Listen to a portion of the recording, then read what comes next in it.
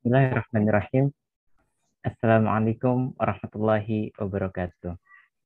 Alhamdulillah, alhamdulillahirabbil alamin. Assalatu wassalamu ala asrafil anbiya wal mursalin wa ala alihi wa sahbihi ajma'in. Amma ba'du.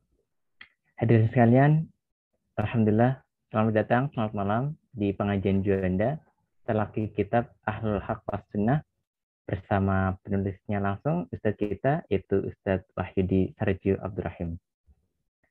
Alhamdulillah pada malam hari ini kita masih diberi nikmat iman, Islam, sehat, serta kesempatan untuk hadir pada kajian pada malam hari ini di tengah kesibukan Bapak Ibu sekalian. Langsung saja untuk membuka acara kajian pada malam hari ini, marilah kita awali dengan bacaan basmalah. Bismillahirrahmanirrahim. Mata acara selanjutnya yaitu penyampaian materi yang akan disampaikan oleh Ustadz kita. Kepada Ustadz Wahyudi, kami persilakan.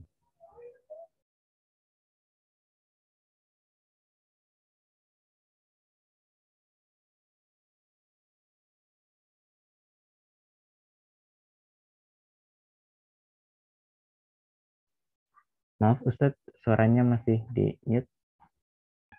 Bismillahirrahmanirrahim. Assalamualaikum warahmatullahi wabarakatuh.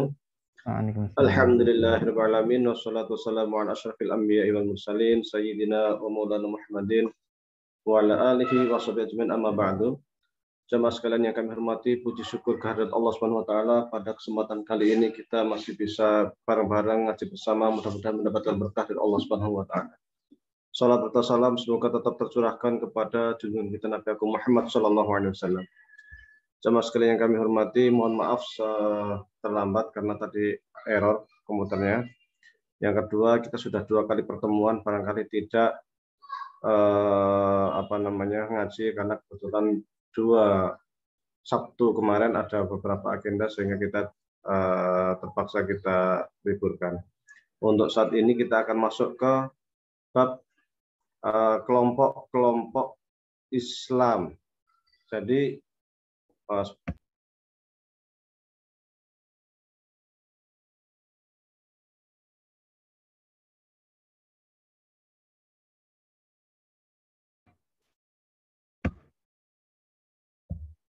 kita membaca HPT Bab Iman, di sana ditemukan kata-kata fa innal firqah an-najiyah minas salaf.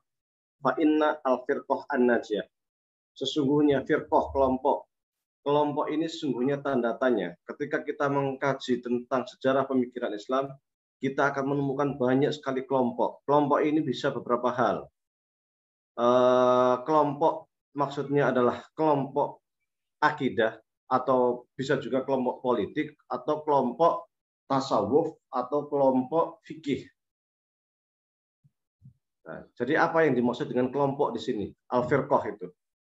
Kalau kita lihat bahwasanya kata-kata kelompok itu yang umum digunakan oleh para ulama dalam membahas tentang maqalatul islamin, itu adalah kelompok-kelompok yang terkait erat dengan akidah, bukan dengan fikih. Kenapa demikian? Karena ketika kita melihat perbedaan-perbedaan pendapat terkait dengan fikih, itu umumnya mereka cenderung tidak mudah untuk menganggap kelompok lain itu sesat ataupun bid'ah.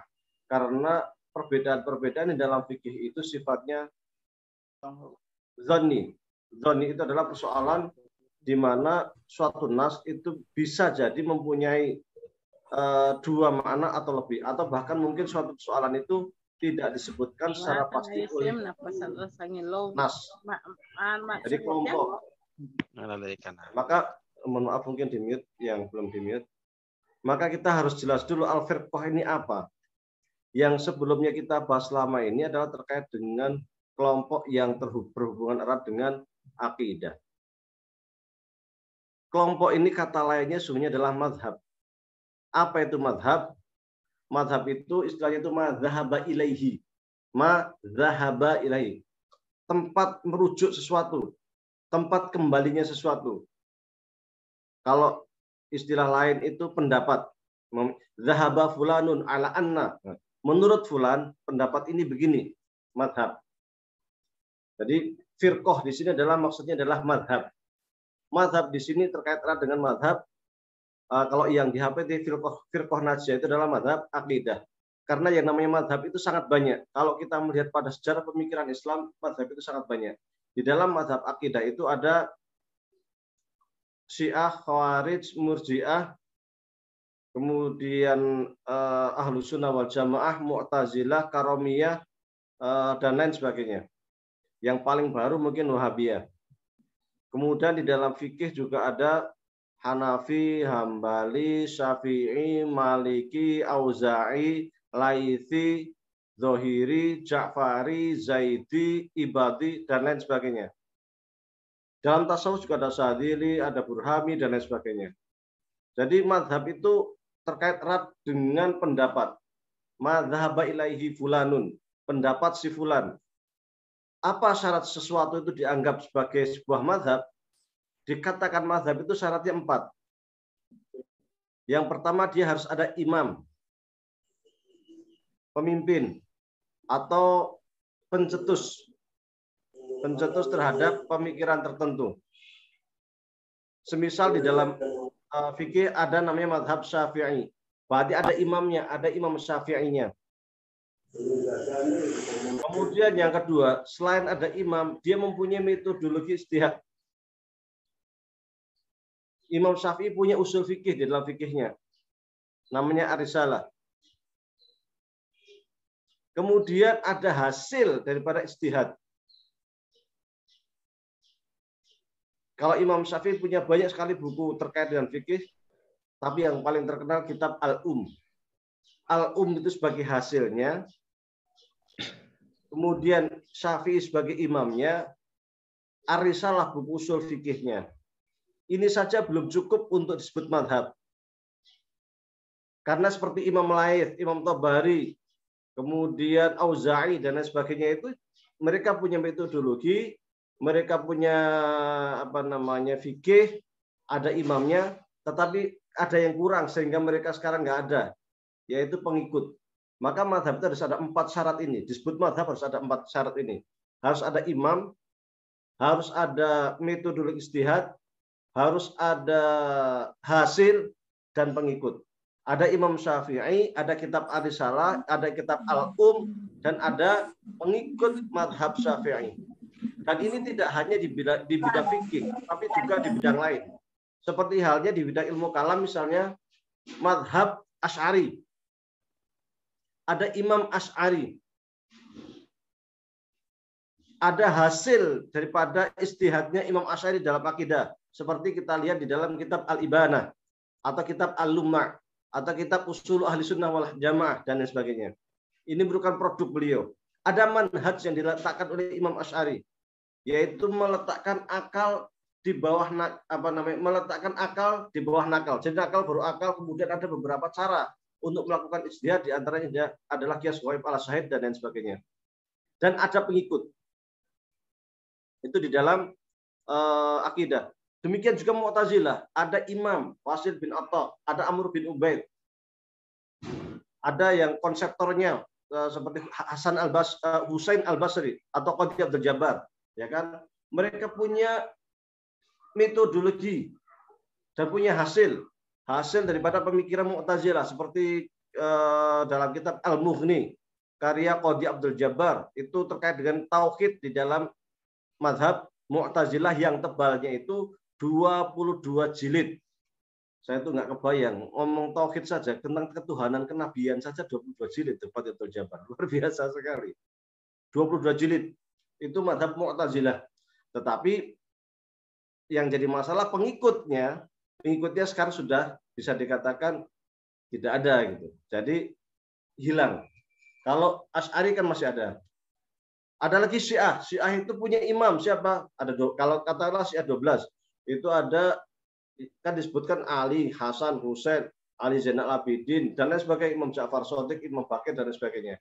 Ini ada imam, ada metodologinya, ada hasil pemikirannya, termasuk di mana mereka itu memasukkan imamah itu bagian dari akidah, bahasan akidah.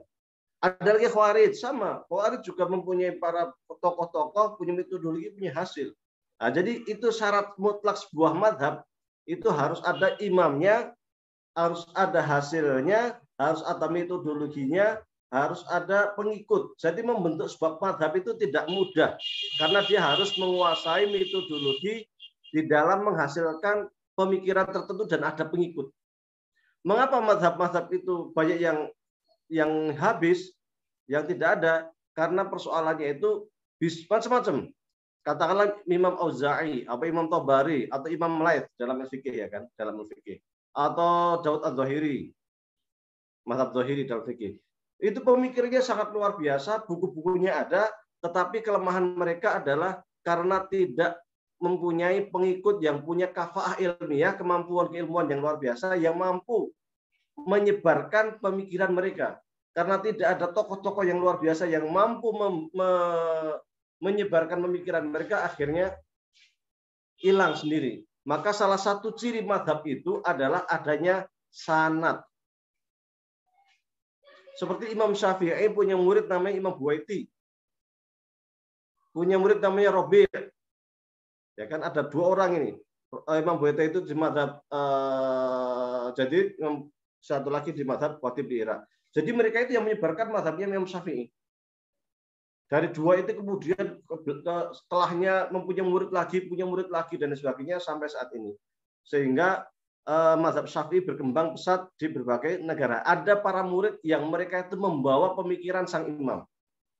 Demikian juga Imam Hanafi punya murid namanya Abu Yusuf.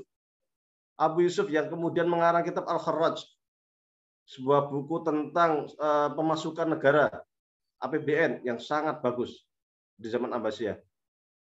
Di mana Abu Yusuf itu sangat dipercaya oleh pemerintah Abbasiyah. Punya satu murid lagi namanya Asy-Syaibani, Hasan Asy-Syaibani. Nah, ini dua tokoh ini, Abu Yusuf sama Asy-Syaibani ini adalah murid kesayangan daripada Abu Hanifah, yang di mana mereka inilah menyebarkan pemikiran Abu Hanifah.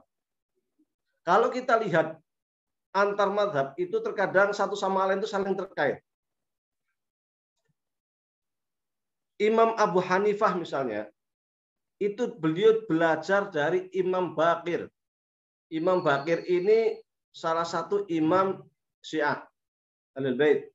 Juga belajar dari Imam Zaid. Imam Zaid ini juga salah satu imam Syiah. Imam Malik punya murid namanya Imam Syafi'i. Salah satu murid dari Imam Syafi'i adalah Imam Ibnu Hambal. Ya kan terkait tuh, satu sama lain itu saling terkait. Tetapi memang zaman itu, zaman tabi'in, tabi'in itu mereka banyak ulama yang mempunyai kemampuan yang sangat luar biasa, sehingga mereka itu ketika melakukan ijtihad bisa berbeda dengan ijtihad gurunya. Seperti halnya Imam Syafi'i yang awalnya itu merupakan murid Imam Malik dan sangat mendukung pendapat-pendapat Imam Malik, bahkan turut menyebarkan pemikirannya Imam Malik. Sehingga kemudian beliau ke Irak bertemu dengan Abu Yusuf yang bermadzhab Hanafi, bertemu dengan Asy-Syaibani yang bermadzhab Hanafi, menyerap keilmuan dua jalur keilmuan, yang satu bermadzhab Maliki, yang satu madzhab Hanafi.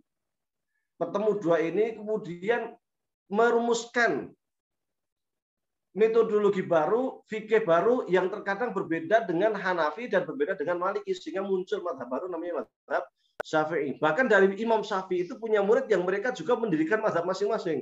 Seperti Abu Daud Az-Zahiri, ini sungguhnya adalah murid daripada Imam Syafi'i.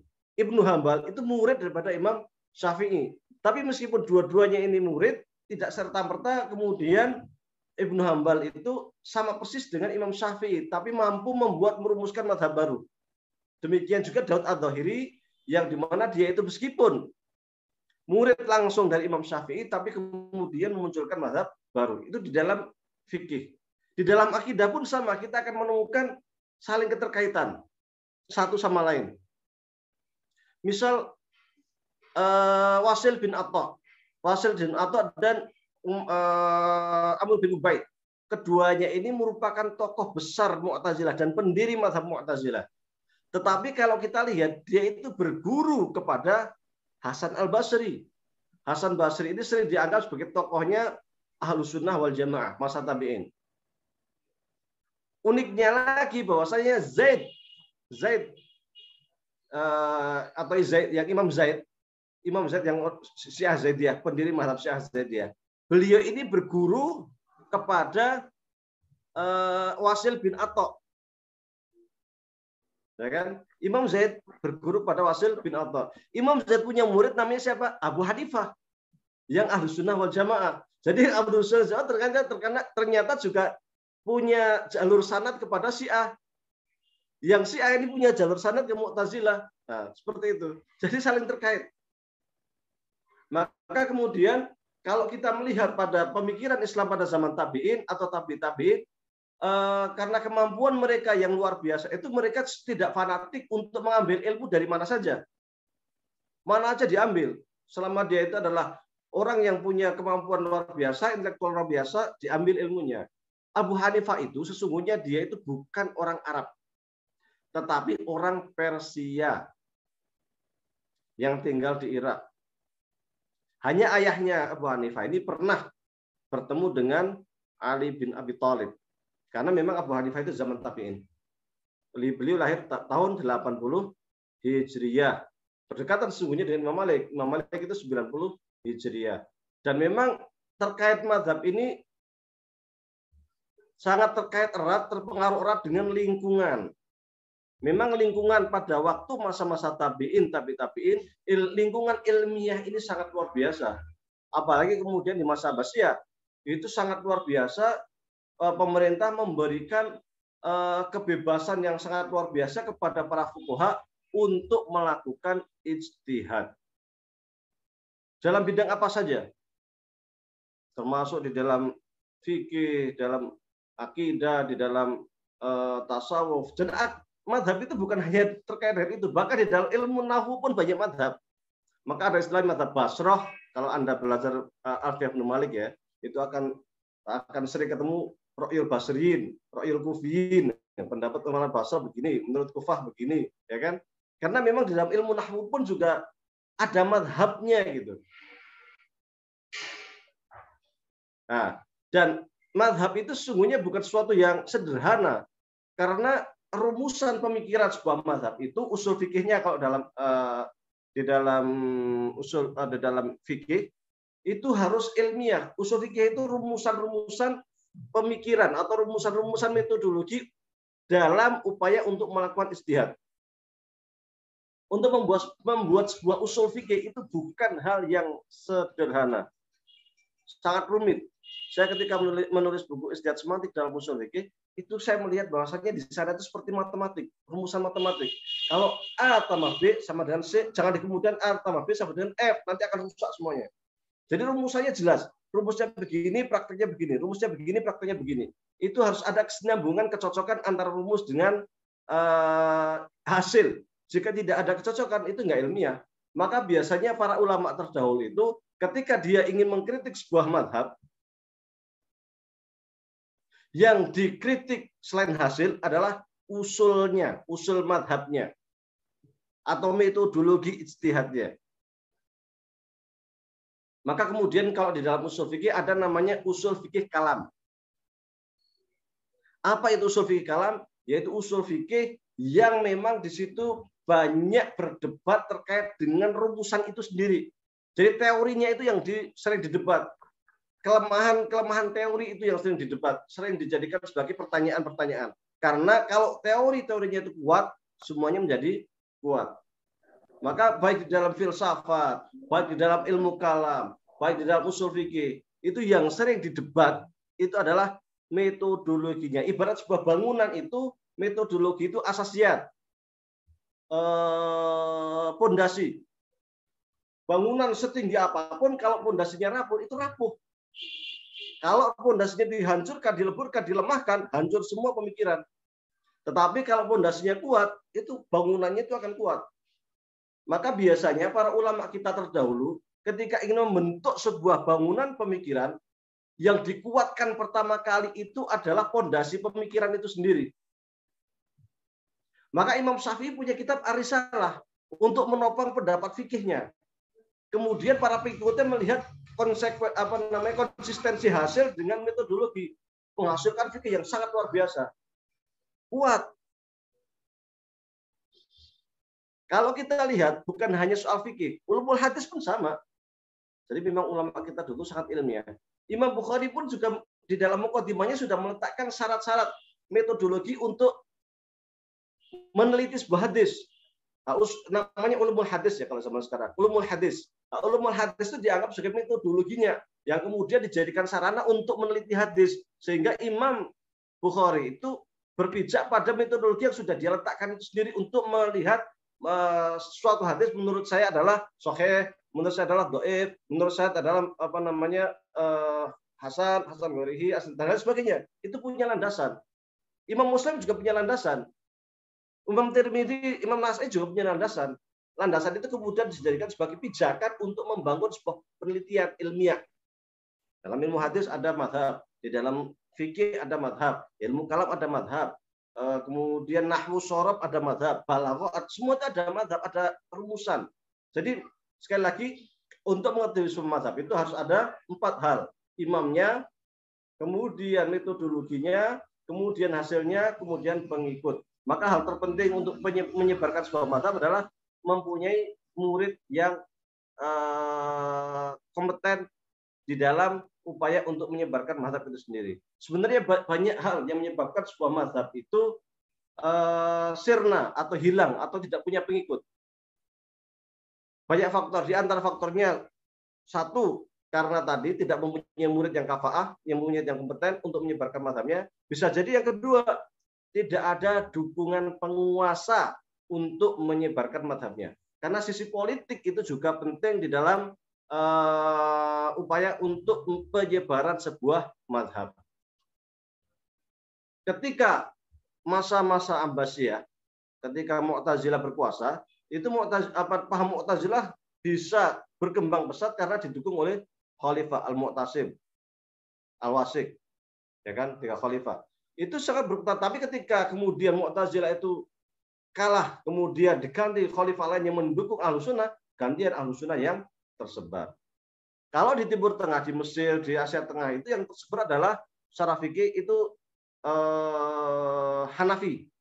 Dan di Mesir sendiri, meskipun mazhabnya itu banyak yang Syafi'i, tetapi di dalam hukum itu menggunakan hukum keluarga ya, itu menggunakan mazhab Hanafi. Kenapa demikian? Karena dia terpengaruh oleh kekuasaan Turki Utsmani, di mana Turki Utsmani itu sangat dominan dengan mazhab Hanafi. Meskipun Turki Utsmani juga tidak memaksakan mazhab Hanafi, bebas masyarakatnya untuk menentukan mazhabnya masing-masing. Dan ada 4 mazhab dalam pengadilan, Hanafi, Syafi'i, Maliki, dan Hambali. Tetapi mazhab Hanafi itu cukup dominan karena memang umumnya orang Turki itu bermazhab Hanafi, sehingga peraturan-peraturan di bawahnya, termasuk yang berpengaruh di Mesir, Asia Tengah, Eropa Timur, itu adalah mazhab Hanafi. Nih, kalau di Indonesia itu kan kebanyakan Syafi'i, dan yang dijadikan sebagai pijakan di dalam pengadilan agama adalah hukum-hukum dari mazhab Syafi'i. Maka terkait dengan talak, pernikahan, dan sebagainya itu di pengadilan agama di Indonesia itu yang digunakan adalah mazhab Syafi'i. Termasuk di dalamnya adalah terkait dengan wakaf. Wakaf itu juga terkait dengan mazhab Syafi'i. Sehingga kalau kita lihat terkait contoh nih di Indonesia, wakaf itu di Indonesia tidak dapat dijual belikan atau ditukar gulingkan kecuali disetujui oleh pewakaf dan mendapatkan persetujuan dari Menteri Agama. Tukar guling wakaf di Indonesia sangat sulit karena memang mazhab Syafi'i mengatakan tidak diperkenankan tukar guling harta wakaf kecuali memang atas wasiat atau persetujuan si pewakaf. Karena wakaf itu menurut mazhab Syafi'i adalah zatnya, barangnya.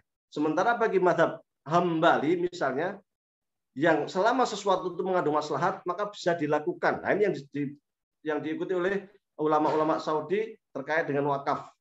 Jadi menggunakan mazhab Hambali yang juga didukung oleh pendapat-pendapat dari Syekh Imam Ibnu Taimiyah. Sehingga suatu wakaf itu ketika dia itu mengandung maslahat, tidak mengapa dijual, tidak mengapa ditukar gulingkan.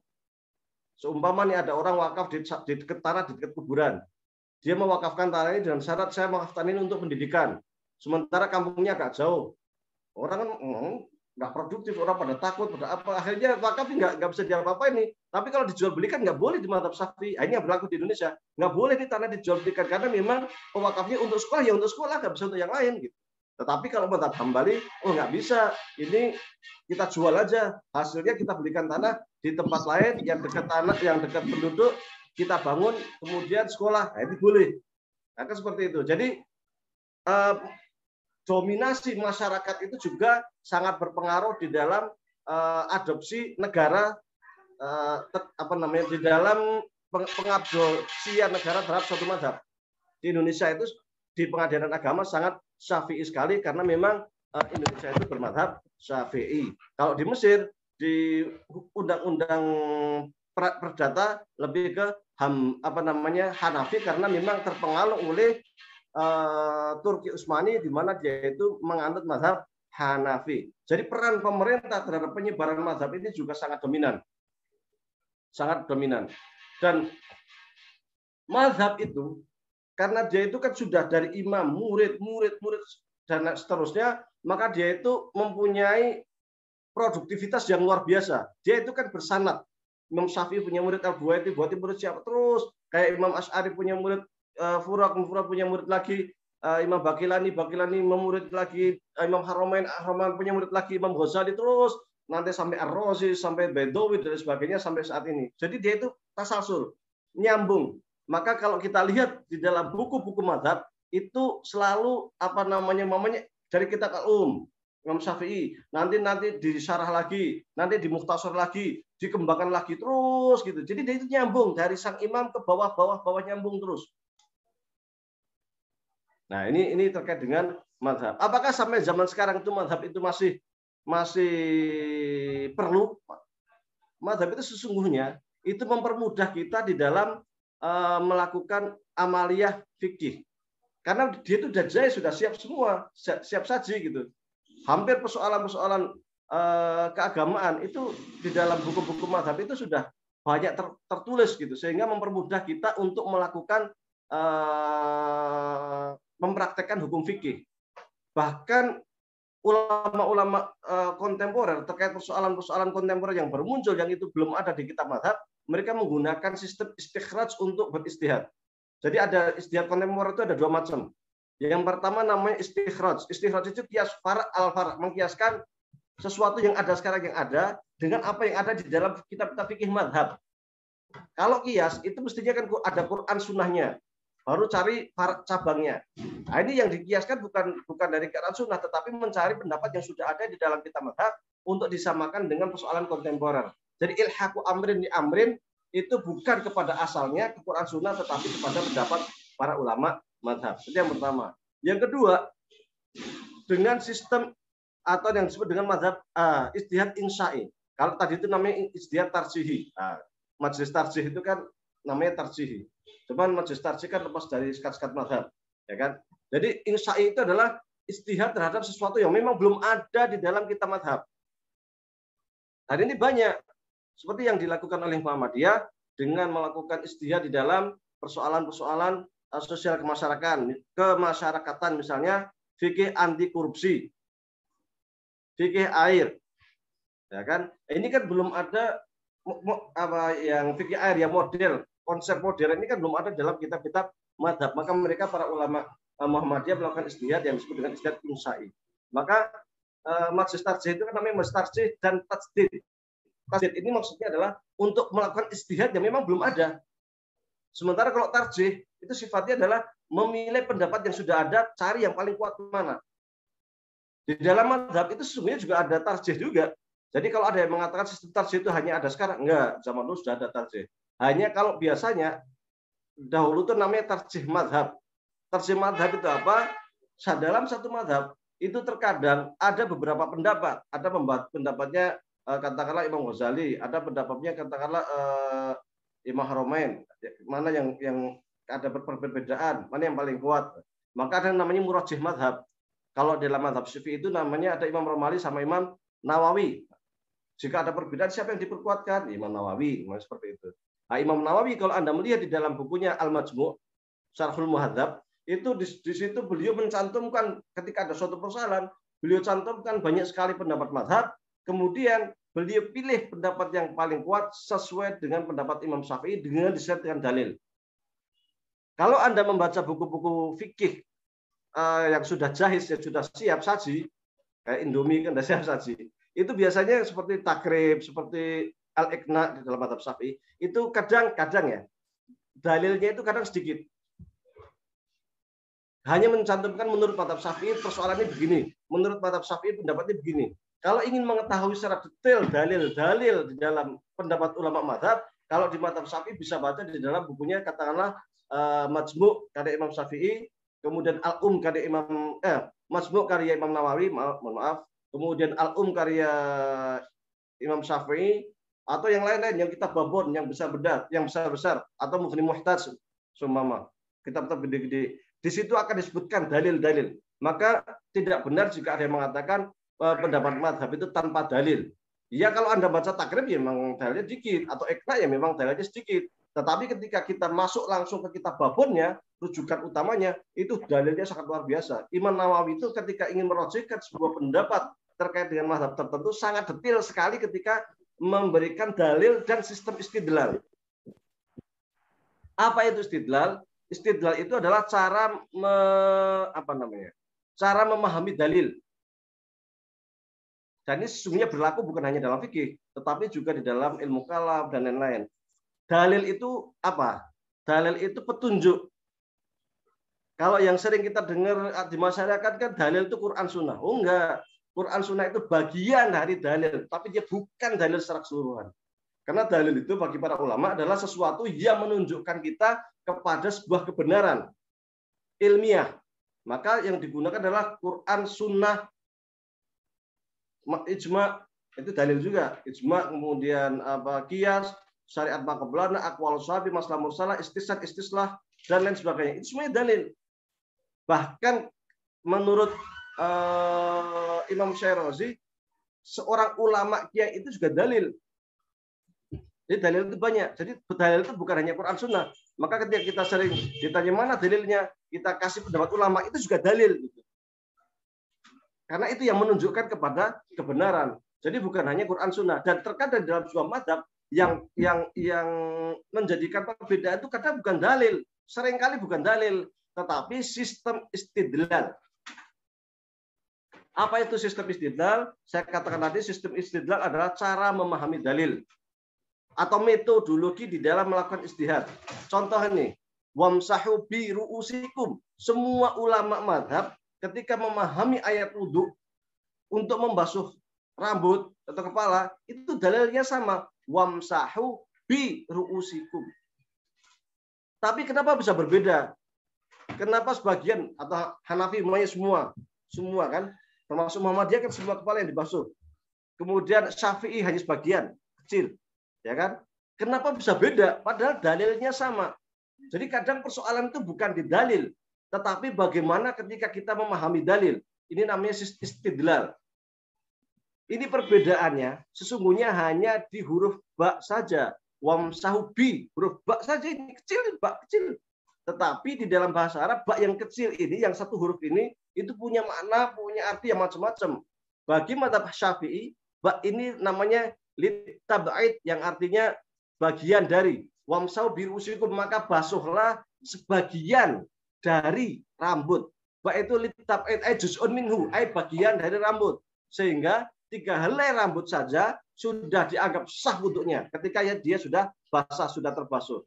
Tetapi berbeda ketika kita melihat mazhab Hanafi yang melihat ba ini bukan litab'id tetapi lil iltisaq. Apa arti iltisaq? Yaitu jami'ur ra's, yaitu seluruh kepala. Sehingga ketika wudhu harus dibasuh semua kepala. Ini. Nah, yang dilakukan Muhammadiyah kan seperti itu. Jami' ra's, semua kepala. Itu perbedaannya hanya di ba. Sehingga jangan terkecoh dengan orang-orang yang sering mengatakan mana dalilnya. Emang kalau saya kasih dalil pasti paham. Oh, belum tentu bisa paham. Jangan terkecoh. Zaman sekarang itu dikit-dikit mana dalilnya? Mana dalilnya? Kasih Quran Sunnah. Oh, Quran Sunnah itu baru dalil mentah. Ada cara untuk memahami dalil, dan ini yang lebih berat. Makanya di dalam usul fikih itu kan bagian dari cara untuk memahami dalil. Itu bahasanya sangat mendetail, dan sangat kompleks. Setidaknya di dalam usul fikih itu ada cara memahami dalil melihat dari teksnya yang disebut dengan istihad semantik atau dilalatul alfat, yang konsennya hanya mereteli istilahnya itu, mengkaji secara detail-detail terkait dengan lafal. Apakah lafal ini katakanlah maksudnya itu hakikat atau hanya kiasan?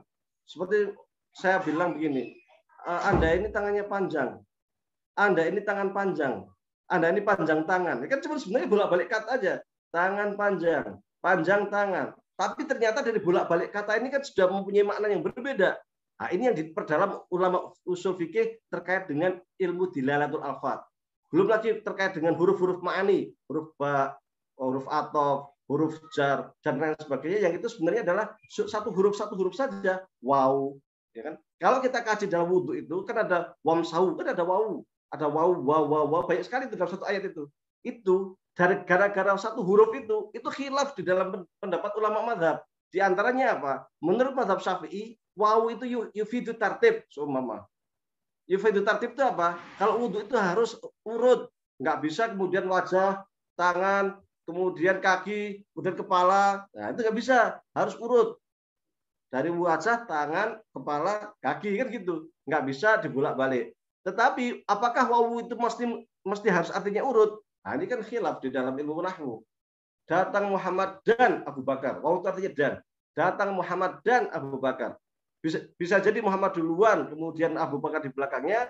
Bisa jadi Abu Bakar duluan, Muhammad di belakangnya. Bisa jadi datangnya bareng. Ya kan, seperti itu. Bagi mereka yang mengatakan wawu itu belum tentu bersamaan, ya tidak apa-apa, nggak tertib. Mau muka dulu lah, mau tangan dulu, mau kepala dulu, terserah. Yang penting syarat-syarat yang disebutkan di dalam Al-Quran, rukun wudhu, itu semua terbasuh. Tidak ada yang terlewatkan, kan seperti itu. Ini hanya huruf waw, yang tadi gara-gara huruf ba. Nah, jadi istihad itu nggak sederhana.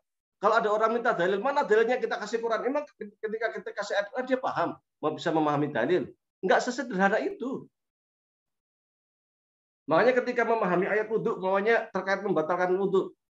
Lamastumun nisa'a, menyentuh wanita. Mazhab Syafi'i mengatakan ya nyentuh lah. Kalau ada kulit sama kulit, laki-laki sama perempuan yang bukan mahram, sentuhan ya batal wudhu.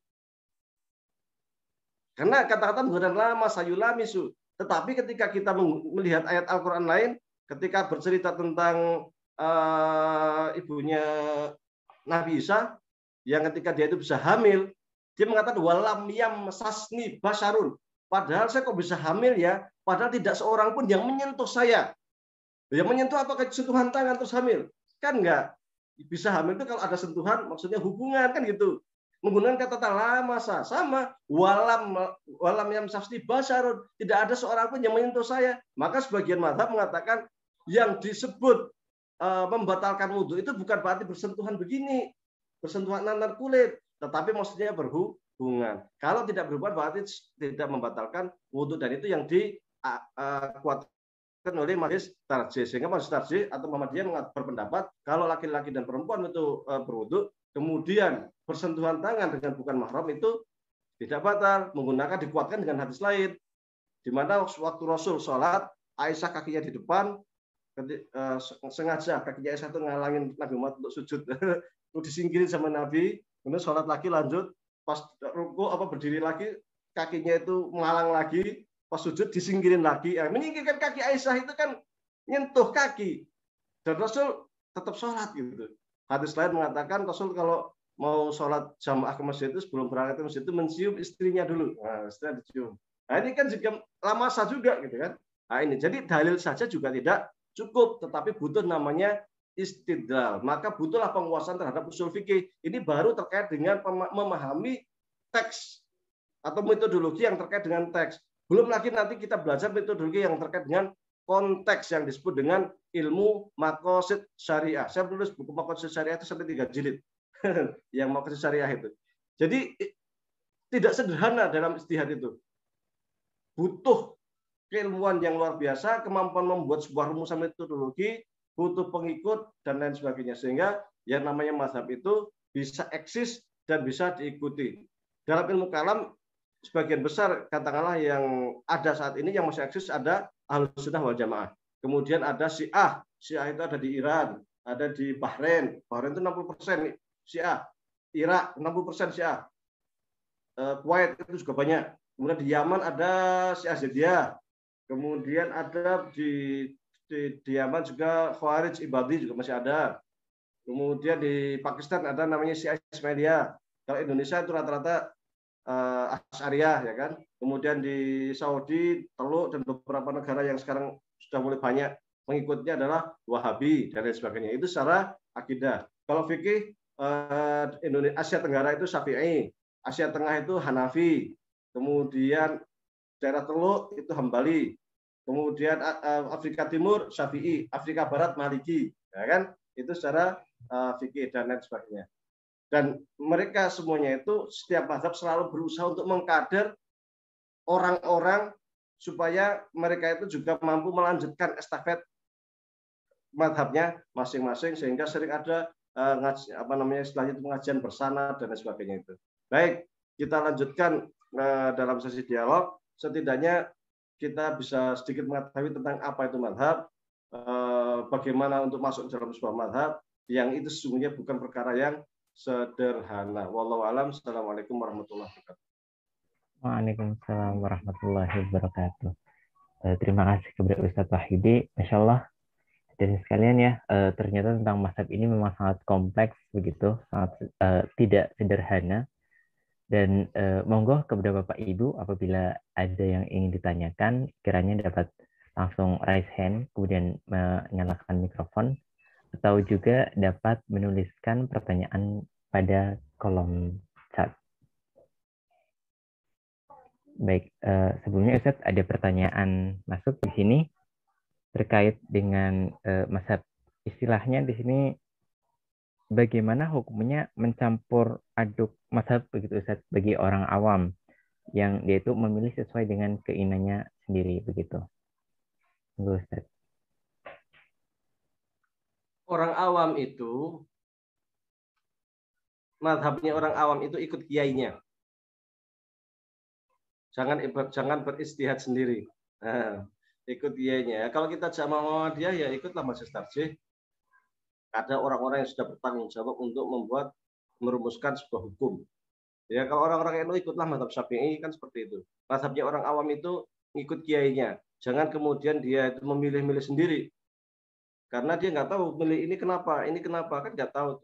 Karena kalau di dalam usul fikih itu harus jelas milih ini itu karena seperti ini loh. Milih ini itu karena seperti ini. Ada implikasi-implikasinya. Orang awam tuh nggak tahu. Kalau asal ngikutin di sini kan nggak. Makanya itulah pentingnya sebuah guru supaya kita bisa jelas siapa yang kita ikuti. Supaya apa yang kita kerjakan itu ada landasan metodologinya. Bisa dipertanggungjawabkan secara ilmiah seperti itu. Yang penting ikut guru, insya Allah tidak ada masalah. Muhammadiyah ikut majelis tarjih, kita ikutin aja. Orang awam itu, mazhabnya orang awam itu ikut kiainya. Orang NU silakan ikut mazhab Syafi'i, aman gitu. Jadi udah jelas ada ulama-ulama di sana yang mereka itu berusaha untuk beristihad sehingga dapat menghasilkan sebuah hukum fikih yang bisa diterapkan sehari-hari. Apakah kemudian ketika dia melakukan itu sah selama ada landasan, selama tidak ada hal-hal yang membatalkan dari pandangan semua mazhab ya bisa sah-sah saja itu. Tapi kalau semua ulama mazhab mengatakan batal dia memilih pendapat itu ya jadi nggak bisa gitu karena itu pendapatnya nggak bisa dipertanggungjawabkan. Contoh umpamanya ada orang yang nyeleneh kalau wudu nggak usah cuci kaki namanya kan. Nah ini nggak ada landasan sama sekali. Qurannya ada jelas kan seperti itu. Tapi kalau cuma mengusap kaos kaki, nah itu boleh. Sebagian mazhab membolehkan ketika dalam kondisi sangat dingin, kita pakai kaos kaki, ya kan mau malas untuk buka kaos kaki, boleh wudu itu kemudian mengusap kaos kaki. Kemudian dikiaskan ketika orang itu kalau di Arab itu biasanya orang itu ada yang suka pakai menutup kepala itu, tutup kepala. Apakah kemudian mengusap kepala malas kan dingin kan jadi saya usap aja lah peci saya yang sampai menutup semua itu. Boleh nggak? Ada yang mengatakan nggak apa-apa, boleh. Dikiaskan kepada kaos kaki seperti itu sumpama. Kalau Anda ke Palestina, Anda akan lihat orang sholat itu pada pakai sepatu. sholatnya pakai sepatu. Nah, wudhunya bisa jadi cuma sepatu atasnya saja yang dibasuh. Apalagi kalau musim dingin. Nah, itu maka sebagian ulama mengatakan silakan saja kan gitu. Intinya selama itu masih ada landasan atau apa namanya fondasi dari ulama mazhab itu bisa dipertanggungjawabkan. Yang menjadi masalah sesungguhnya ketika kita itu berijtihad tidak ada landasan dari ulama mazhab. Nah, ini yang masalah. Saya kasih contoh begini. Ada fatwa Majelis Tarjih yang sampai sekarang saya kurang serak karena ini tidak ada landasan satupun dari ulama mazhab terkait pembagian harta gono gini. Harta gono gini menurut ulama mazhab atau menurut PA Pengadilan Agama adalah ketika suami istri itu kerja bareng maka hartanya tercampur. Ketika tercampur maka ketika salah satu meninggal, ini kan sama-sama kerja nih, berarti sama-sama punya duit, berarti sama-sama punya saham, maka ini harta bisa dibelah dua. Ini milik suami, ini milik istri. Ketika suaminya meninggal, berarti harta suami jelas bagi dua. Ini harta suami yang menjadi hak waris adalah si siapa sesuai ahli waris itu jelas. Ini konten gini. Jadi menurut Pengadilan Agama PA itu adalah hasil daripada jerih payah suami dan istri yang kemudian tergabung menjadi satu. Tetapi ada pendapat yang di fatwa tarjih yang menurut saya kurang nggak tahu pedomannya di mana. Dia mengatakan bahwasanya harta gono gini itu adalah harta yang dimiliki suami istri meskipun istri sendiri tidak bekerja. Nah ini loh, meskipun istri tidak kerja itu loh. Karena dianggap bahwasanya istri itu selalu menjaga harta suami, dia itu dianggap seperti bendahara dan sekretaris dalam rumah tangga. Padahal kalau kita lihat dulu istri sebagai sekretaris atau bendahara rumah tangga itu sudah ada sejak zaman ulama dulu itu. Sejak zaman Fatimah saja itu kalau kerja tangannya sampai lecet-lecet untuk numbuk gandum. Tetapi tidak pernah ada pendapat yang mengatakan Fatimah dapat hak waris dari suaminya atau dibelah dua menjadi harta gono gini. Nggak ada gitu. Nah ini tapi di Muhammadiyah kok bisa fatwanya seperti itu. Ini kan fatwa yang menurut saya agak aneh gitu. Kenapa? Karena tidak ada landasan dari pendapat ulama mazhab sama sekali gitu. Tapi kalau selama itu masih ada pendapat dari ulama mazhab ya, meskipun kadang agak syad, itu masih mending lah. Syad itu pengecualian. Semua berkata A tapi ada B, ya ini kan pengecualian nih. Tetapi ada landasan tertentu, ya itu masih mungkin lah. Tapi kalau enggak ya aneh jadinya seperti itu. Wallahu a'lam. Baik, terima kasih Ustadz atas jawabannya. Silakan kepada Bapak Ibu apabila ada pertanyaan yang ingin disampaikan dapat langsung raise hand kemudian menyalakan mikrofon atau menuliskannya pada kolom chat.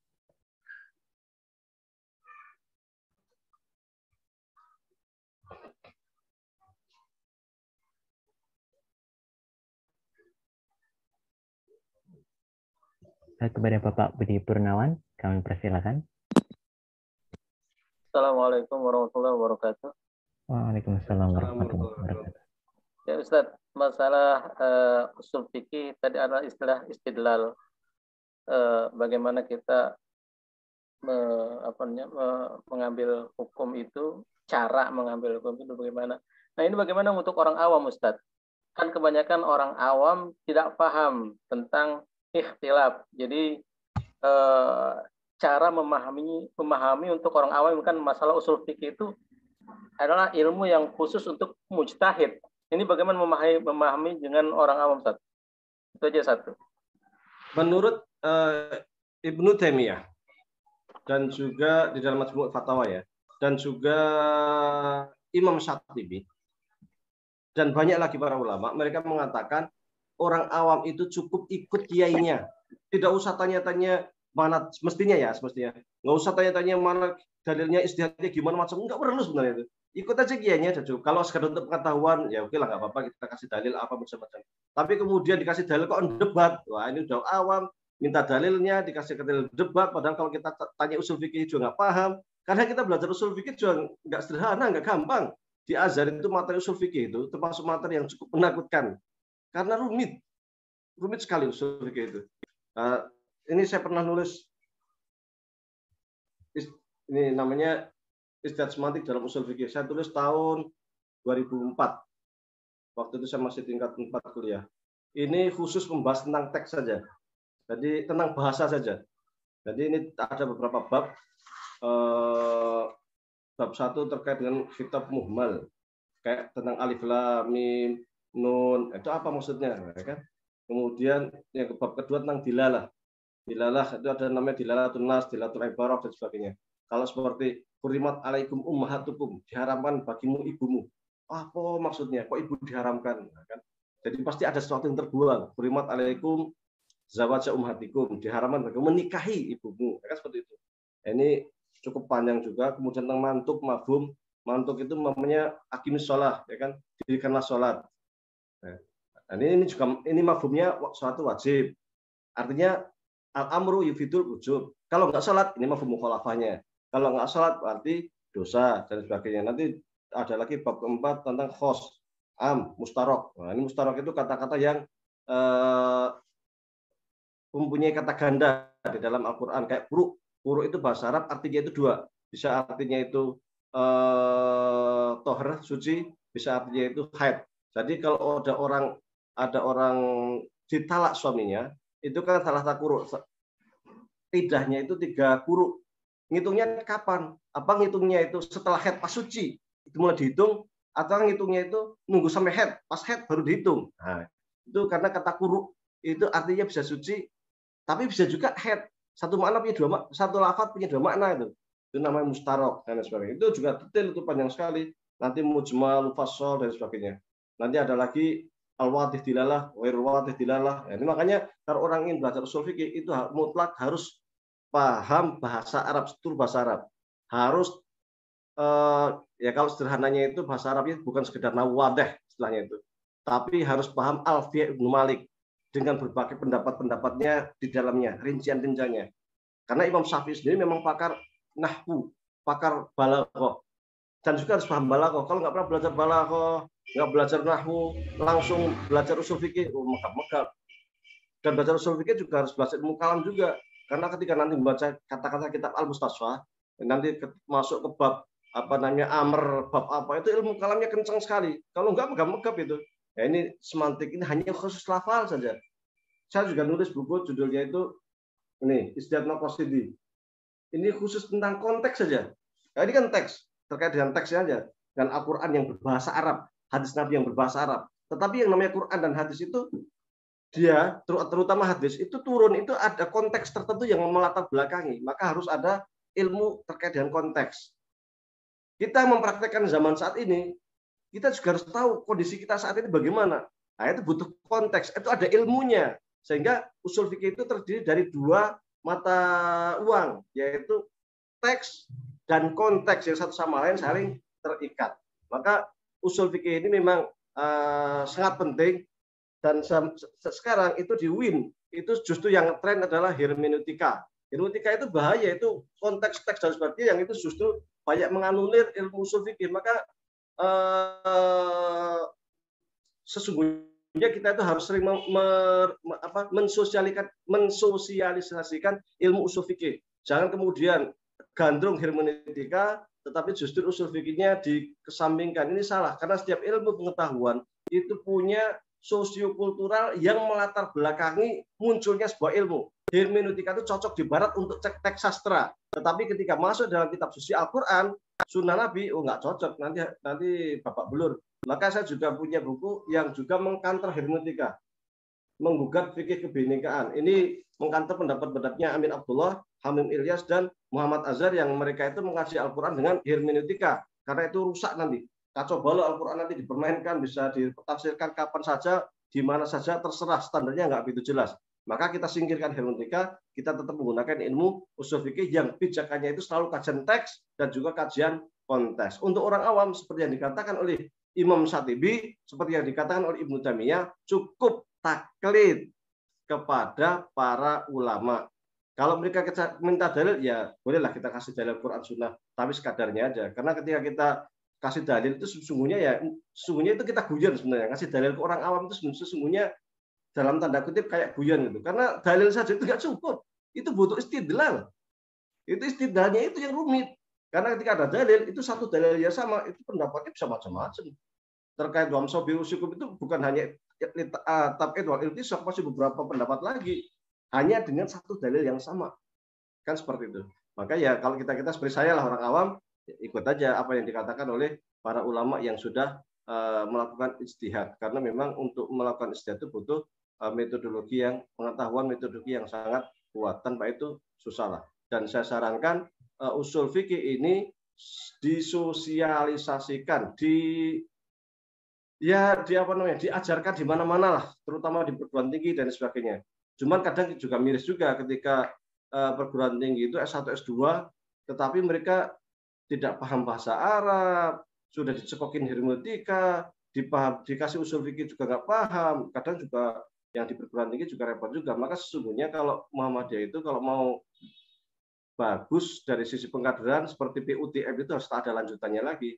PUTM untuk S1, nanti ada S2 lagi yang lanjutan dari PUTM gitu. Habis dari PUTM nanti S2-nya kemana yang mahasiswanya itu campur aduk, nggak karuan, yang sebagian nggak bisa bahasa Arab, yang sebagian nggak tahu usul fikih, akhirnya dosennya neranginya ya sesuai dengan pemahaman yang nggak bisa, ya akhirnya turun derajat juga, kan seperti itu. Wallahu a'lam. Baik, terima kasih Ustadz. Semoga menjawab pertanyaan dari Pak Budi Purnawan. Kemudian ada pertanyaan yang masuk berikutnya, yaitu terkait mengusap kepala. Kan ada perbuatan Nabi bahwa Nabi mengusap seluruh kepala. Seharusnya huruf ba itu dipahami lil ilsaq karena fungsi hadis itu menjelaskan ayat Al-Quran. Bagaimana pendapat dari Ustadz Wahidi? Monggo Ustadz.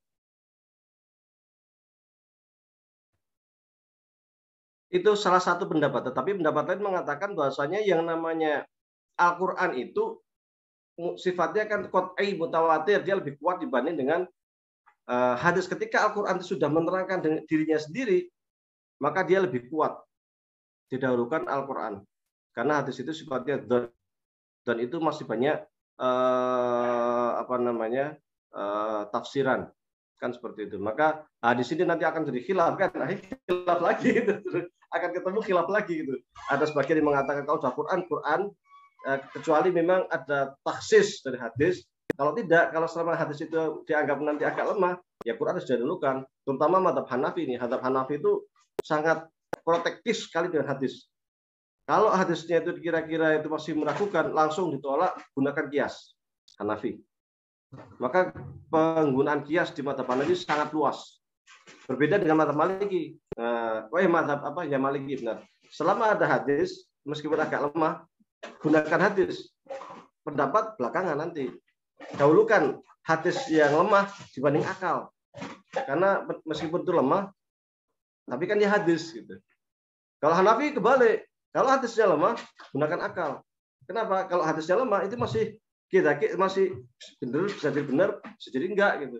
Kalau jangan sampai kemudian kita itu menganggap sebuah hadis padahal bukan hadis. Khawatirnya nanti kita bawa benar kan? Khawatirnya kita menganggap dianggap memalsukan hadis, bisa masuk neraka kan gitu. Gunakan saja qiyas selama ada Quran yang qat'i atau hadis yang mutawatir atau hadis yang kuat, itu jadikan sebagai sandaran, terus orang lain dikiaskan, kan seperti itu.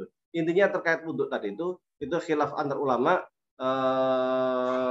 dan perbedaannya bukan hanya dari rubba sebenarnya, tetapi satu ulama dan ulama lain juga menggunakan hadis sebagai penguat. Silakan saja Anda yang Syafi'i ikut yang bagian juz'un minhu, bagian dari kepala, sementara yang Muhammadiyah silakan untuk mengikuti yang seluruh kepala. Dua-duanya punya sandaran pendapat di kalangan para ulama, dan dua-duanya punya dalil, dan dua-duanya punya sistem istidlal masing-masing. Tidak ada masalah, tidak ada yang menyelisihi pendapat ulama sehingga bisa digunakan. Wallahu a'lam. Baik, terima kasih Ustadz. Semoga menjawab pertanyaan dari penanya. Kemudian kami taruhkan kembali kepada para jemaah, Bapak Ibu hadirin, apabila ingin menyampaikan pertanyaan secara langsung dapat mengajukan fitur raise hand, kemudian menyalakan mic-nya. Apabila belum ada, kami lanjutkan ke pertanyaan di kolom chat. Assalamualaikum, mohon penjelasan. Apa yang mendorong para ulama mazhab mendirikan aliran pemikiran Islam sendiri? Kenapa tidak mengikuti sunnah Rasul dan kebiasaan para sahabat dalam menghadapi permasalahan? Bukankah Rasul dan para sahabat telah meninggalkan penjelasan yang bisa dirujuk untuk menjawab permasalahan yang mereka hadapi di kemudian hari, Bukankah para sahabat itu merupakan generasi terbaik? Syukran. Monggo Ustaz, saya dijawab. Rasulullah SAW kan bersabda, "Khairul qurni tsumma alladziina yalunahum tsumma alladziina yalunahum." Sebaik-baik masa itu masaku. Kemudian sahabat, kemudian tabiin, kan seperti itu. Nanti kurun terbaik. Kemudian dalam hadis lain juga dikatakan ashabi kan nujum, bi'aihim ihtadaitum. Sahabatku itu bagikan bintang di langit. Siapapun yang kamu pegang, meremlah, saya ngambil Umar bin Khattab untuk saya ikuti, maka kita akan mendapatkan petunjuk dari sahabat. Permasalahannya antar sesama sahabat sendiri terkadang pendapatnya berbeda-beda. Nah, contoh terkait sholat. Menurut Abu Hurairah, ketika seseorang sholat, ada seorang wanita yang lewat di depan kita, sholatnya batal. Ini sahabat kan? Menurut Aisyah, oh nggak batal. Ikut yang mana? Dua-duanya sahabat ini. Yang satu mengatakan batal sholat, yang satu mengatakan nggak batal. Oke, ini zaman setelah Rasul. Zaman Rasul saja pernah terjadi perbedaan pendapat kok. Pernah Rasulullah SAW itu mengatakan, la tusalliyanna ahadukum illa fi Banil Quraidah. Kamu jangan sholat asar, la tusalliyanna al-asra. Janganlah kamu sekalian itu sholat asar kecuali kalian itu sampai di Bani Quraidah. Pas sebelum sampai ke Bani Quraidah, satu kelompok pasukan sudah waktu masuk asar. Ada yang mengatakan, loh, maksud Rasul itu kita sudah cepat-cepat.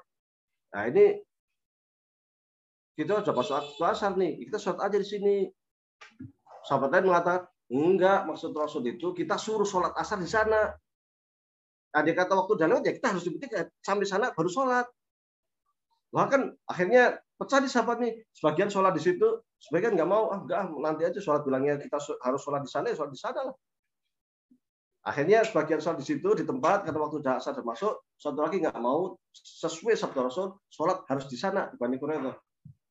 Selesai pulang Rasul, sahabat tanya, ya Rasulullah, tadi pas engkau memerintahkan kami untuk tidak sholat kecuali di Bani Quraidah, sebelum sampai itu udah adzan asar, gimana ini? Sebagian kami sholat, sebagian kami enggak. Apa kata Rasul? Yang kamu benar. Yang kamu juga benar. Oh, dua-duanya benar dua-duanya nih. Ini zaman Rasul aja pernah terjadi perbedaan. Ijtihadnya Umar bin Khattab itu berbeda dengan Umar, berbeda dengan Ali. Terkadang antar sahabat itu terjadi perselisihan. Jadi semua sahabat itu tidak satu suara. Kenapa demikian? Bisa jadi suatu waktu Rasul melakukan sesuatu, sahabat lain nggak lihat. Sahabatnya lihat Rasulnya pas yang lain gitu kan. Nah ini kan jadi sehingga satu sahabat meriwayatkan Abu Hurairah semacamnya seperti yang saya sampaikan tadi, mengatakan kalau sholat itu nggak boleh ada wanita melewat karena Rasul mengatakan kalau ada wanita itu batal, gitu kan. Itu yang disampaikan Abu Hurairah kan seperti itu. Jadi sampaikan aja ke murid-murid Abu Hurairah kan. Aisyah juga melihat, terus kata siapa? Saya Rasul sholat saya di depannya nggak apa-apa kok. Jadi sampaikan ke murid-muridnya Aisyah. Murid-muridnya Aisyah kemana-mana, muridnya Abu Hurairah kemana-mana ya kan. Termasuk Sa'id bin Musayyab itu kan menantu daripada Abu Hurairah. Dia akhirnya punya murid lagi dan lain sebagainya. Nah, nanti ada perbedaan murid-murid Ali bin Abi Thalib, Ibnu Mas'ud itu yang Ali itu orangnya sangat rasional. Ibnu Mas'ud juga kebetulan sangat rasional. Nah, mereka ke Irak. Itu mereka akhirnya dari murid Ali dan Ibnu Mas'ud ini berkembanglah Madrasatul Ra'i atau madhab yang mengedepankan akal, yang turunannya nanti ke Abu Hanifah itu. Sementara yang di Madinah itu melihat apapun yang ada di Madinah, tradisi Madinah itu menjadi hujah, menjadi argumen. Nah, jadi beda gitu. Jadi sahabat yang di Madinah kadang pendapatnya berbeda dengan yang di Irak. Nanti kadang ada sahabat yang di Syam, yang kadang berbeda juga dengan yang di Irak. Itu satu. Jadi para sahabat itu kadang dalam sebuah persoalan itu tidak satu suara. Satu. Yang kedua, kadang muncul persoalan-persoalan baru yang tidak ada di masa sahabat. Ya, zaman sekarang, namanya kita mau mesin ATM, kita ikut sahabat. Zaman sahabat belum ada mesin ATM, gimana kita mau ikut sahabat? Hukum transfer uang gimana? Ya kita cek zaman sahabat hukum transfer uang gimana? Ya nggak akan ketemu. Makanya ketika ada orang yang sering mengatakan segala persoalan kita kembalikan ke Rasulullah dan sahabat. Nah, persoalan-persoalan kayak sholat di pesawat, zaman sahabat belum ada pesawat. mesin ATM, transfer uang, kemudian apalagi nanti zaman sekarang sholat ke bulan, jadi astronot, sholat di bulan. Di zaman sahabat nggak ada. Banyak persoalan-persoalan yang baru yang tidak ada di zaman sahabat, bahkan tidak ada di zaman tabi'in atau tabi'in. Sehingga ketika ada orang-orang yang sedikit-sedikit kita kembalikan persoalan ini ke sahabat, kita kembalikan ke zaman tabi'in, kita kembalikan ke generasi salaf. Belum tentu bisa. Dan kadang persoalan itu ada ilah tertentu. Misal, kalau sahabat makan kurma, makan pakai 3 jari.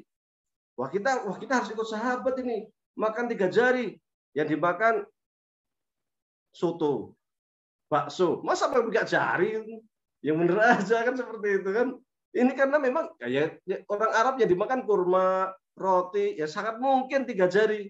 Tetapi apa kemudian kita ngikut dengan 3 jari? Makanya yang namanya sunnah itu, ada yang namanya sunnah itu yang muttaba'ah, yang boleh kita ikuti. Ada sunnah itu yang belum tentu kita ikuti gitu. Sunnah itu apa sih? Sunnah itu adalah sesuatu yang satu, perkataan Rasul, kedua, persetujuan Rasul, yang ketiga, perilaku Rasul. Itu sunnah. Rasul itu pakai jubahan, berarti itu sunnah. Ya sunnah, tapi ini sunnah terkait dengan tradisi. Kalau kita pakai jubah, apa kita mengikuti sunnah? Ya mengikuti sunnah, tapi sunnah tradisi. Apa kemudian kita kemana-mana pakai jubah? Ya enggak juga. Kalau kita pakai sarung gimana? Pakai celana gimana? Ya enggak apa-apa, ya kan gitu. Rasul pakai unta. Apa kita sekarang juga ikut sunnah Rasul? Rasul pakai unta, kita pakai unta. Kan nggak bisa juga gitu. Rasul pakai naik kuda, sunnah juga kan? Kita pakai kuda. Nah, jadi tidak serta-merta bahwasanya sesuatu itu pasti ada di zaman Rasul, tidak serta-merta sesuatu dia ada di zaman sahabat, dan tidak serta-merta sesuatu yang ada di zaman Rasul dan di zaman sahabat itu pasti sunnah muttaba'ah, sunnah yang harus kita ikuti. Bisa jadi dia adalah sebuah tradisi. Makanya seorang mujtahid harus jeli ketika melihat Rasulullah Shallallahu Alaihi Wasallam. Apakah posisinya sebagai nabi? Apakah posisinya sebagai seorang mujtahid? Loh, kok Rasul posisinya sebagai mujtahid itu gimana? Oh, iya bisa, kadang suatu saat bisa. Contoh pas perang Badar. Pas perang Badar itu Rasul berkemah di tempat tertentu yang jauh dari air. Sahabat tanya, ya Rasulullah, ini berdasarkan pendapat engkau atau wahyu? Kalau wahyu udah itu perintah Allah ya, udah ikutin kan gitu. Kata Rasul, ini pendapat saya.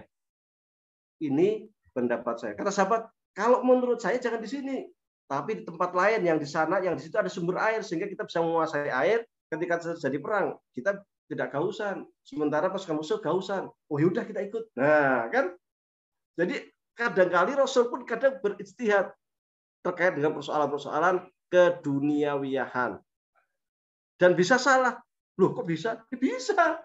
Contoh, suatu hari Rasul itu melihat orang mengawinkan kurma. Kurma itu dikawinkan.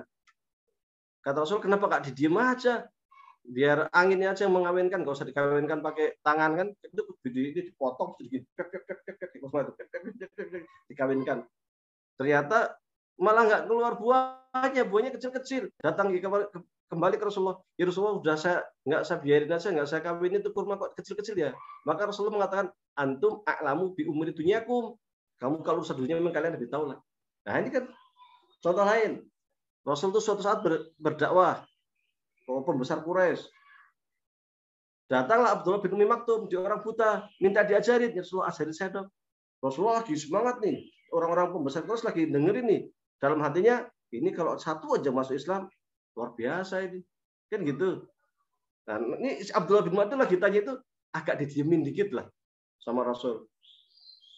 Karena Rasul beristihad. Salah langsung ditegur sama Allah. Abasa wa tawalla. Anja'ahul a'ma. Abasa itu melengos. Ketika si Abdullah bin Umi Maktum yang akma, yang buta ini mendatangi Rasul untuk minta pendapat atau pengajaran terkait agama. Nah, maka tidak serta-merta sesuatu yang datang dari Rasul itu sunnah mutaba'ah. Belum tentu juga dia itu sesuai dengan konteks sekarang, harus kita lihat tradisi dan sebagainya. Bisa jadi sesuatu yang dilakukan Rasul itu berupa istihad dan sebagainya. Maka persoalan-persoalan seperti ini sesungguhnya adalah termasuk di dalam ranah kajian usul fikih. Mereka yang saya mengatakan kita harus kembalikan ke Quran, kembalikan ke sunnah, kembalikan ke pesan sahabat. Kemungkinan besar mereka yang sering mengatakan demikian itu kemungkinan besar mereka belum belajar usul fikih. Iya. Karena tidak jangankan sahabat, ya kan? Apalagi kemudian mereka mengatakan kembalikan ke pendapat ulama salaf. Loh, ulama salaf itu macam-macam, sahabat itu macam-macam, antara Abu Hurairah, antara Ibnu Abbas, antara Aisyah itu sering berbeda pendapat. Nanti di zaman tabi'in banyak lagi pendapat. Ada Imam Auza'i, ada Imam Syafi'i, ada Imam Abu Hanifah, Imam Malik, macam-macam. Zaman salaf itu sekitar ada 80 madhab. Jadi kalau dikit-dikit persoalan kita kembalikan ke generasi salaf. Loh, generasi salaf itu satu persoalan itu bisa 80 pendapat. Mau pilih yang mana? Enggak sederhana gitu. Tidak sederhana kemudian dikit-dikit kita mengatakan kembalikan ke masa sahabat, kembalikan kepada masa salafus soleh, kepada ulama salaf. Mereka sering mengatakan dikit-dikit menurut ulama salaf begini, menurut ulama salaf begini. Ulama salaf itu banyak. Bisa jadi menurut si A begini, yang lain belum tentu begitu. Ada 80 madhab pada masa generasi salaf. Itu madhab fikih. Ya kan? Jadi belum lagi persoalan kontemporer yang sering muncul yang itu tidak ada pada masa sahabat. Wallahu a'lam. Baik, terima kasih banyak Ustadz. Masya Allah, semakin banyak ilmu, semakin banyak pelajaran yang bisa kita ambil tentunya dari apa yang sudah disampaikan oleh Ustadz Wahidi. Kembali lagi, kami persilakan apabila ada yang ingin ditanyakan dari hadirin sekalian, dapat melakukan raise hand, kemudian mengaktifkan mikrofon atau menuliskannya pada kolom chat.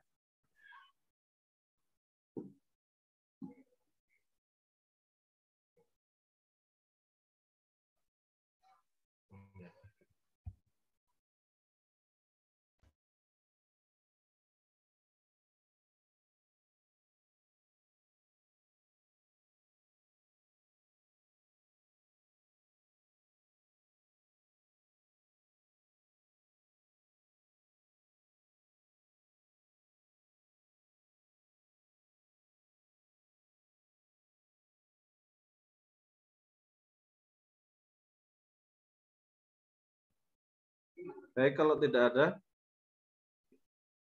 Baik, sebenarnya sudah cukup Ustadz. Sudah tidak ada lagi pertanyaan dari jamaah. Kami mohon untuk Ustadz menutup dengan kesimpulan mungkin dan sekaligus tutup dengan doa. Monggo. Sekedar kesimpulan sederhana bahwasanya sungguhnya terkait mazhab ini sangat banyak, sangat variasi dan sangat luar biasa, sangat kaya, sehingga umat Islam itu mempunyai banyak pilihan untuk melakukan memilih pendapat yang kiranya sesuai dengan konteks saat ini. Yang kedua, jangan sesekali kemudian kita meremehkan ulama mazhab, karena para ulama mazhab itu ketika beristihad juga melakukan hal yang sangat berat, butuh metodologi, butuh kerja keras dan lain sebagainya. Sehingga mereka yang mengatakan tak perlu ikut mazhab, langsung kembali ke Rasulullah saja, itu bukan istilahnya itu tidak sesuai lah. Karena sesungguhnya para imam mazhab itu juga kembali kepada Al-Quran dan Sunnah. Jangan kemudian kita terprovokasi oleh pendapat yang mengatakan ikut Quran Sunnah saja, tidak usah ikut mazhab. Seakan-akan pendapat ini membenturkan antara ulama mazhab dengan Quran Sunnah. Padahal seluruh ulama mazhab itu ketika berpendapat selalu berpedoman kepada Quran Sunnah. Kalau kita telusuri seluruh ulama mazhab, baik Syafi'i, Hambali, Maliki, Hanafi, Laitsi, Auza'i, Tobari, Zohiri, Zaidi, Ja'fari, dan lain sebagainya, mereka selalu menempatkan Al-Quran dan Sunnah itu sebagai sumber pertama di dalam beristihad, sebelum kemudian diletakkan metodologi lain atau pirati lain terkait dengan ijma', qiyas, masalah musalah, aqwal sahabi, dan lain sebagainya. Quran Sunnah itu pasti pertama. Sehingga tidak ada satupun ulama mazhab yang beristihad lepas dari Al-Quran Sunnah. Kalau kita mengatakan ikut Quran Sunnah aja, nggak ikut ulama mazhab, seakan-akan ulama mazhab tidak menggunakan Al-Quran dan Sunnah. Padahal ketika kita merujuk kitab Muwatta Imam Malik, Muwatta itu hadis semua. Itu hadis semua itu. Ketika kita merujuk ke bukunya Al-Um Imam Syafi'i, itu hadis semua itu. Jadi jangan sembarangan. Jadi hati semua. Makanya jangan kemudian dibentur-benturkan. Umumnya mereka yang sering mengatakan kita langsung kembali ke Quran Sunnah saja, nggak usah kembali ke ulama mazhab. Kemungkinan besar mereka itu belum mempelajari tentang mazhab dan turos ataupun peninggalan kitab-kitab ulama mazhab. Kemungkinan besar belum mempelajari. Ketika dia sudah mempelajari, dia akan terbengong, melongo, luar biasa sekali. Yang namanya Ibnu Qudamah itu, bermazhab Hambali ya, Damaskus. Itu menulis kitab Al-Mughni itu berapa jilid? 22 jilid. Luar biasa.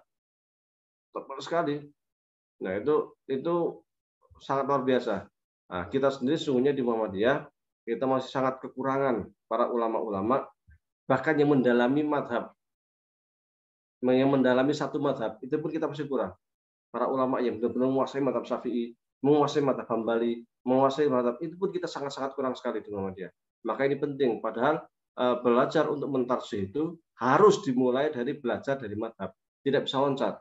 Bagaimana mungkin kita bisa mentarjih akwal para ulama, tetapi kita tidak bisa memahami pendapat satu ulama, ya kan nggak mungkin. Harus ensiklopedis kan, harus menguasai banyak. Makanya dibutuhkan sungguhnya para santri-santri yang dia itu mutamakin ataupun mau spesialisasi belajar terkait satu mazhab tertentu atau fikih muqaron, fikih antar mazhab atau metodologi ijtihad, usul fikih dan lain sebagainya. Nah, kita masih sangat kurang, masih sangat krisis ulama yang seperti ini. Kita masih membutuhkan para ulama-ulama yang memang bisa mengisi kekosongan yang ada untuk kemudian mampu berijtihad melahirkan ide-ide cemerlang yang sesuai dengan konteks kontemporer. Baik, sebelumnya mari kita beristighfar. Astaghfirullahaladzim alladzi la ilaha illa huwal hayyul qayyum wa atubu ilaih. Astaghfirullahaladzim alladzi la ilaha illa huwal hayyul qayyum wa atubu ilaih. Astaghfirullahaladzim alladzi la ilaha illa huwal hayyul qayyum wa atubu ilaih. Allahumma shalli ala sayyidina Muhammadin fil awwalin. Allahumma shalli ala sayyidina Muhammadin fil akhirin. Allahumma shalli ala sayyidina Muhammadin fil mala'il a'la ila yaumiddin. Allahumma rabbana taqabbal minna salatana wa siyamana wa ruku'ana wa sujudana wa tadarru'ana wa takhassu'ana wa ta'abbudana wa tammim taqsirana ya Allah ya rabbal alamin. Rabbana zalamna anfusana wa illam taghfir lana wa tarhamna lanakunanna minal khasirin. Rabbana wa la tahmil 'alaina isran kama hamaltahu 'ala alladziina min qablina. Rabbana wa la tuhammilna ma la taqata lana bihi wa'fu 'anna waghfir lana warhamna anta maulana fansurna 'alal qaumil kafirin. Rabbana ighfir lana dzunubana wa liwalidayna warhamhuma kama rabbayana shighara. Rabbana ighfir lana dzunubana wa li ikhwanina alladziina sabaquna bil iman wa la taj'al fi qulubina ghillan lil ladzina amanu. Rabbana innaka ra'ufur rahim. Rabbana hab lana min azwajina wa dzurriyyatina qurrata a'yun waj'al lil muttaqina imama. Rabbana la tuzigh qulubana ba'da idh hadaitana wa hab lana min ladunka rahmah innaka antal wahhab. Rabbana atina min ladunka rahmah wa hayyi' lana min amrina rasyada. Allahumma inna nas'aluka ilman nafi'an wa amalan mutaqabbala wa rizqan halalan thayyiban. Allahumma inna na'udzubika min ilmin la yanfa' wa min qalbin la yakhsha' wa min nafsin la tasba' wa min du'ain la yustajaba laha. Allahumma arinal haqqa haqqan warzuqna ittiba'ahu wa arinal batila batilan warzuqna ijtinabah. Rabbana atina fid dunya hasanah wa fil akhirati hasanah wa qina adzabannar. Wa sallallahu ala sayyidina Muhammadin wa ala alihi wasallam. Subhanaka rabbika rabbil izzati amma yasifun wa salamun alal mursalin walhamdulillah. Alhamdulillahirabbil alamin. Dengan ditutupnya doa oleh Ustadz, maka berakhir pula kajian kita pada malam hari ini. Marilah kita tutup dengan doa kafaratul majlis. Subhanallahumma bihamdika asyhadu an la ilaha illa anta astaghfiruka wa atubu ilaik. Jazakumullah khairan katsir kepada Ustadz Wahyudi Sarjo Abdurrahim dan kepada para jamaah sekalian yang telah berpartisipasi aktif. Insyaallah kajian ini akan berlanjut di 2 pekan berikutnya, dan Bapak Ibu yang belum sempat menyaksikan kajian sebelum-sebelumnya dapat melihat di channel YouTube FKMM sana. Baik, terima kasih Ustadz. Sekian dari kami. Wassalamualaikum warahmatullahi wabarakatuh. Waalaikumsalam warahmatullahi wabarakatuh. Terima kasih banyak. Jazakumullah khair. Salam dari Semangku kita. Masya Allah. Ya, dikira lagi dingin. Nah, ini di mana Ustadz?